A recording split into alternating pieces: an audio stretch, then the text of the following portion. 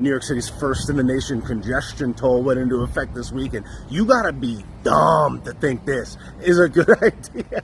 This is just a poor people tax. You gotta love the audacity of these coastal elite upper crust leftist types. You gotta pay $9 to cross a certain street at a certain time. I'm sure it'll stay $9 forever, or till next week it'll go to 12.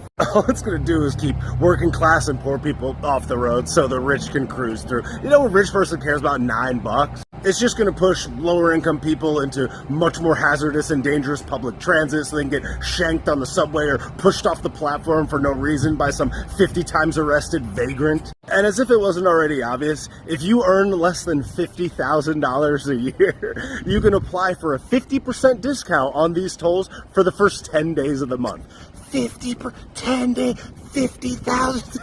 50K a year is about $37.5 after taxes. That leaves you $31.25 a month in cash. You could barely rent a broom closet in Manhattan for $2,500 a month. So that leaves you $600 and so change a month to live. You hit this $9 toll every day, you're talking an extra $200-300 a month? And boom, just like that, you're insolvent by the stroke of a demon's pen. You're out of the city. Go live in Newark, peasant. And these crusty demons have the audacity to be like, oh, these extra tolls are going to help pay for public transit costs and infrastructure and all that. That's hilarious. They might as well tell you it's going to pay to get stray cats out of a tree. New York City squanders money on the dumbest imaginable government programs. They bought that $30,000-$40,000 a month, whatever, night scope to patrol the subways, and it couldn't go up the stairs.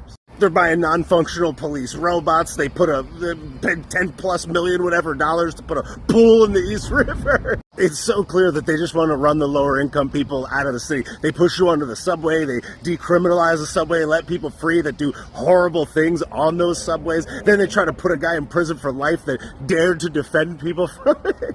Wealthier people have private security, they have vehicles, they have manned buildings with security. They don't take public transit, they don't care about the subway, they don't care about who's safe on the subway, and they certainly don't care about a $9 supposed congestion tax. And of course, these are at peak transit times if you work a 9-to-5 job, so it's like even more so geared to, it's like so obvious. But it just goes to show how pervasive the brainwashing is, because there's, 8 million whatever people in New York City, yet they overwhelmingly always vote left and blue. It's like your vote, this is what you did, you're voting for your own demise. Why? Because they emotionally manipulated you to believe that this whatever social policy is bad? Now, I'm a free market capitalist, so it's one thing if your neighborhood becomes cost prohibitive or gentrified or whatever they want to call it as wealthier people move in and put in wealthier type of businesses and whatnot. If that happens naturally on its own, such is the game. That's what the free market does. But it's been some bureaucrat demon that's like purposely and objectively trying to destroy you, comes in and just